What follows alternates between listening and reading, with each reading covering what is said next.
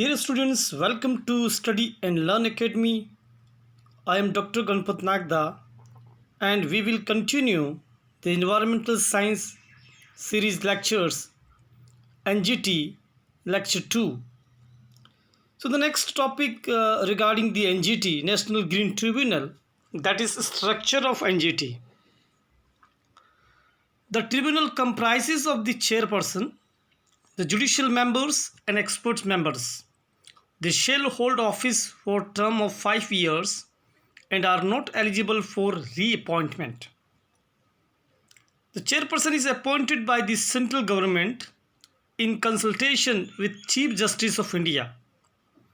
A selection committee shall be formed by central government, appoint the judicial members and expert members.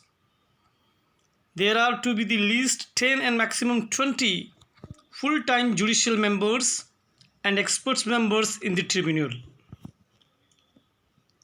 Now the powers and jurisdiction of NGT. The tribunal has jurisdiction over all civil cases involving substantial question relating to environment, including enforcement of any legal right relating to environment.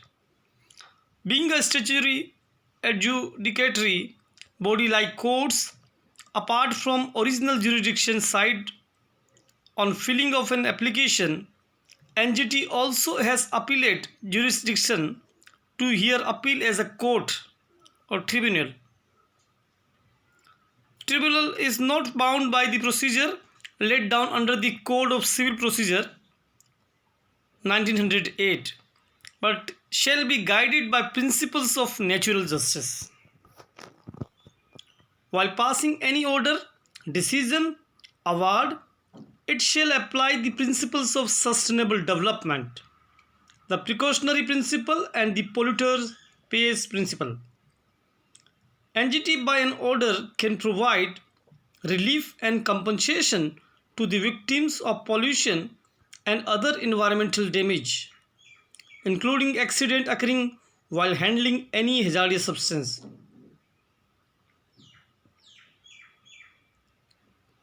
For resolution of the environment for such area or areas as the tribunal may think fit.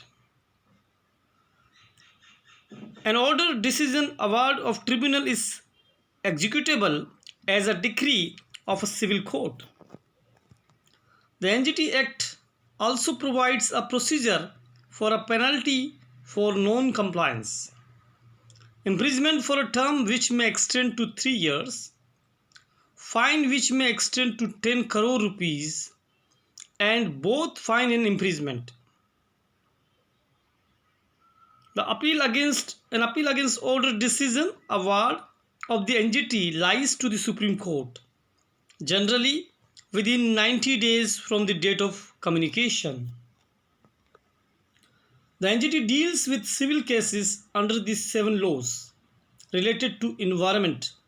These include the Water Prevention and Control of Pollution Act 1974, the Water Prevention and Control of Pollution Cess Act 1977, the Forest Conservation Act 1980, the Air Prevention and Control of Pollution Act 1981, the Environment Protection Act 1986, the Public Liability Insurance Act 1991, and the Biodiversity Act 2002.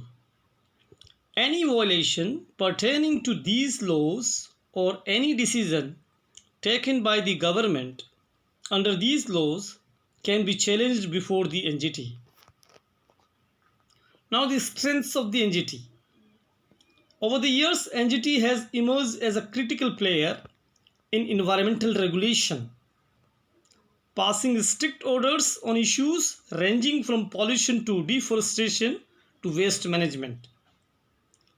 NGT offers a path for the evolution of environmental jurisprudence by setting up an alternative dispute resolution mechanism. It helps justice the burden of litigation in the high courts on environmental matters. NGT is less formal, less expensive, and a faster way of resolving environmental related disputes. It plays a crucial role in curbing environmental damaging activities. The chairperson and members are not eligible for reappointment. Hence, they are likely to deliver judgments independently without succumbing to pressure from any quarter. The NGT has been instrumental in ensuring that the environmental impact assessment process is strictly observed. Now, the challenges of NGTs.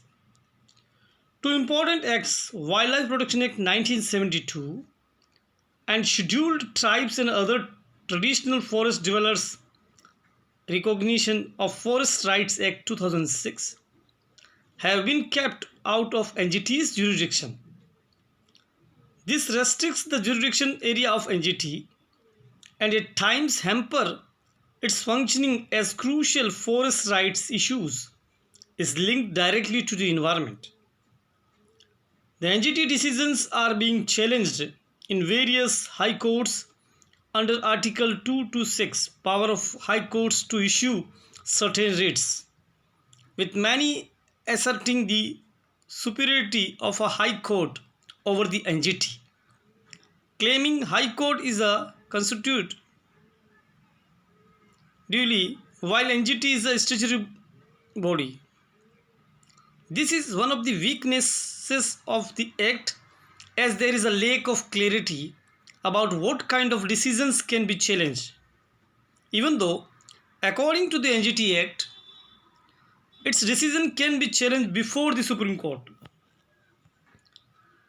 Decisions of NGT have also been criticized and challenged due to their repercussions on economic growth and development. The absence of a formula-based mechanism in determining the compensation has also brought criticism to the tribunal. The decisions given by NGT are not fully complied by the stakeholders or the government.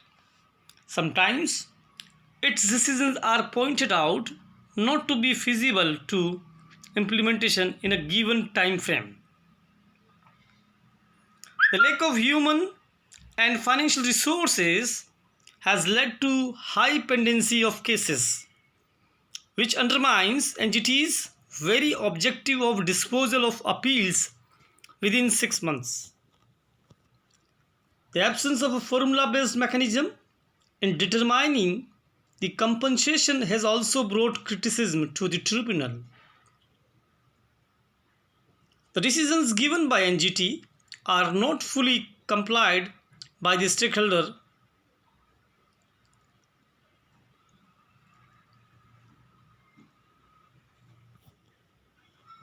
Important landmark judgment of NGTs. In 2012, POSCO, a steelmaker company, signed a MOU with the Odisha government to set up a steel project. NGT suspended order, and this was considered a radical step in favor of the local communities and forest. In 2012, Almitra H. Patel versus Union of India case, NGT gave judgment of complete prohibition on open burning of waste on lands, including landfills, regarded as the single biggest landmark case dealing with the issue of solid waste management in India. In 2013, Uttarakhand floods case, the Alaknanda Hydropower Company Limited was ordered to compensate to the petitioner. Here the NGT directly relied on the principles of polluters pay. In 2015, the NGT ordered that all diesel vehicles over 10 years old will not be permitted to play in Delhi NCR. In 2017, the Art of Living Festival on Yamuna Food Plain was declared violating the environmental norms. The NGT panel imposed a penalty of Rs 5 crore. The NGT in 2017 imposed an interim ban on plastic bags of less than 50 micron thickness in Delhi because they were causing animal deaths, clogging sewers, and harming the environment. Criticism of National Green Tribunal. As soon as the NGT came into action after October 2010, it got stuck in a number of controversies. The first criticism it faces is that it lacks judicial independence from the government. The rules of the NGT Act allowed the bureaucrats to be appointed to the tribunal while holding their post in the government. This is problematic in the sense that a government official will never rule against the government because he is also a part of government and faces various kinds of pressure to not to rule against the central government.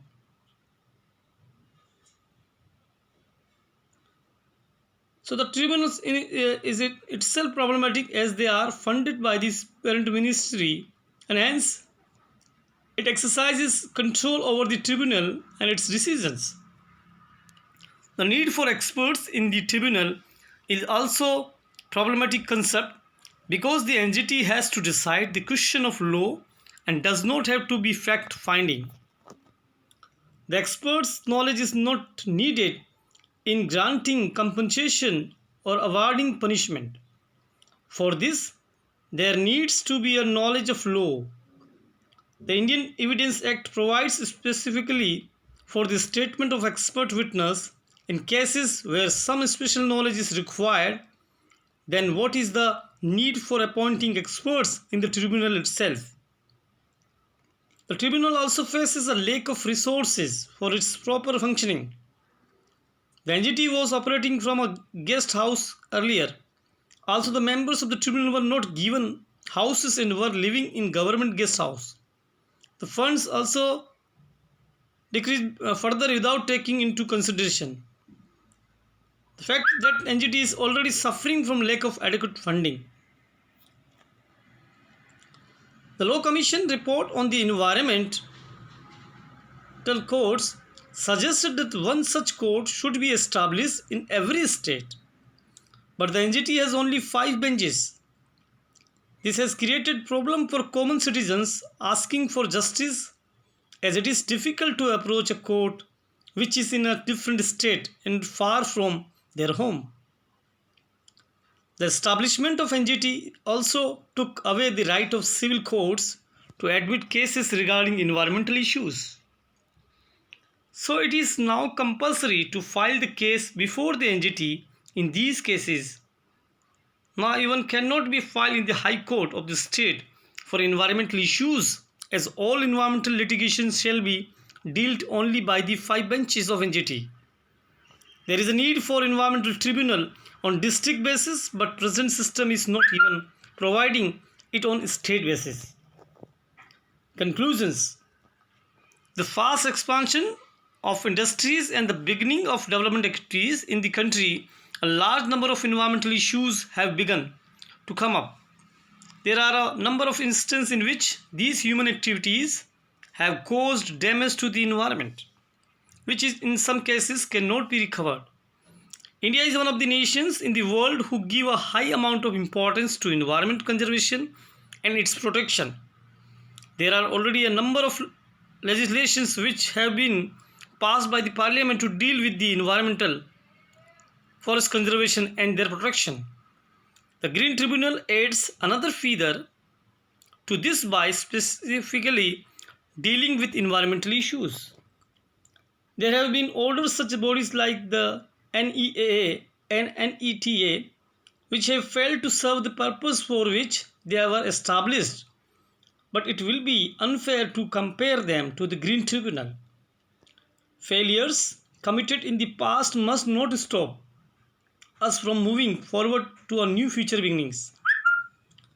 For a country that has faced one of the world's most horrifying industrial disasters, the Bhopal gas tragedy, setting up a body like the National Green Tribunal obviously seems to be a brilliant idea. The critics of the tribunal fear that it is going to deliver more of the same. Although the Act is still facing a lot of criticism, yet its basic framework appears reassuring, and it is hard to say that it is not the step in the right direction. It would evoke the much needed reform within the method the courts contained with environmental problems, and additionally the methods individual understand environmental harm. With the introduction of a system that supports and encounter environmental justice,